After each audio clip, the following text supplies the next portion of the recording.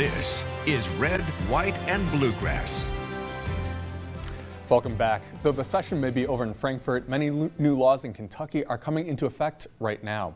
Now, among the dozen of bills coming into effect this month, a law that allows adults younger than 21 to get a concealed carry permit after some training, Logan's Law, which changes insanity pleas and prevents repeat violent offenders from getting out on mandatory reentry supervision, changes to Kentucky's sports betting laws, including raising the age to 21, and a prohibition on college athletes from betting against themselves, and allowing school buses to install traffic cameras to catch bad drivers around them. Phew, that's a lot, you two.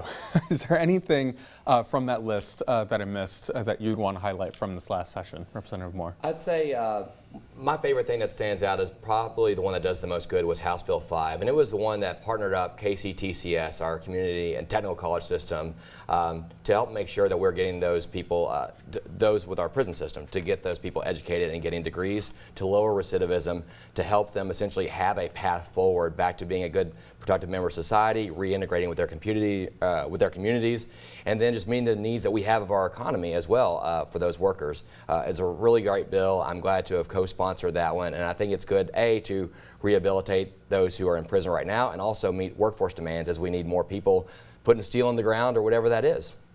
Yeah, Representative Lockett. Yeah, I would say that's a great bill as well. I think probably the last session would be the budget. The budget in a state, of course, sets your priorities, and we really went at the budget in terms of trying to make government more efficient, trying to make it smaller, and to work better for the people of Kentucky. And I think we did that along the way.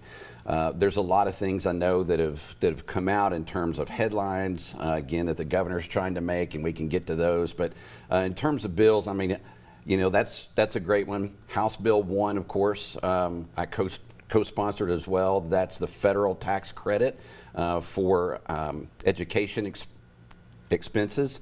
You know, I think, again, certainly a great bill as well.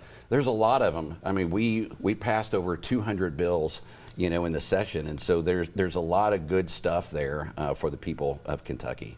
I know, and I've heard a lot from lawmakers too. It's not necessarily the partisan issues, right? It's a lot of bipartisan work that you guys are doing. So now we're in the interim period here. Is there anything that was left on the table during the session that you see folks working on now that we should expect next year? I think there's a lot of stuff that we're working on. If you sat in our committee meetings now, you know, you would see a lot of the discussions going on that are preparing us for the upcoming session in January.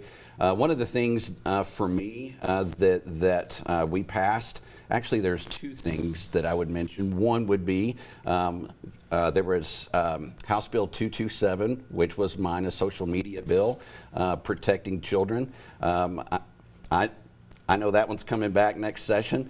And then also there was a housing bill, and housing is one of the things that as the House we got done, we passed a great bill on the housing side, and did not get on the Senate, but I think that's an issue too that we tackle.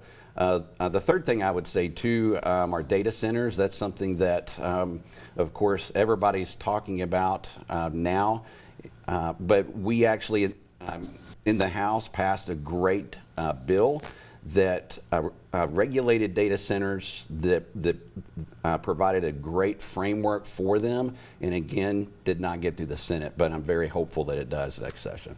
Yeah, Representative Moore, what are Democrats cooking right now? Well, I want to give my colleague credit for stealing all my notes and saying a lot of these as well. But I think affordable housing, and you touched on the housing, and that the House passed a version.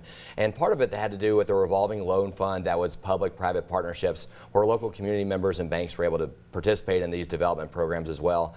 It wasn't just going to be big government coming in. It was actually community investment in their own local community to bring in more housing and also make housing more affordable by having that growth. So we need to have something like that that does come back. I know the big word of the day, or now word of the year, has been affordability, and a lot of that starts with where you live. You know, what that roof over your head costs. Is that something that we need to have every month? So I think the Democrats are really working on an affordable housing bill, but affordability in general, whether it was My Price Fairness Act that makes sure that corporations can't use your personal info, your private data, to then upcharge you more money than your neighbor who wants to buy the same thing that you do.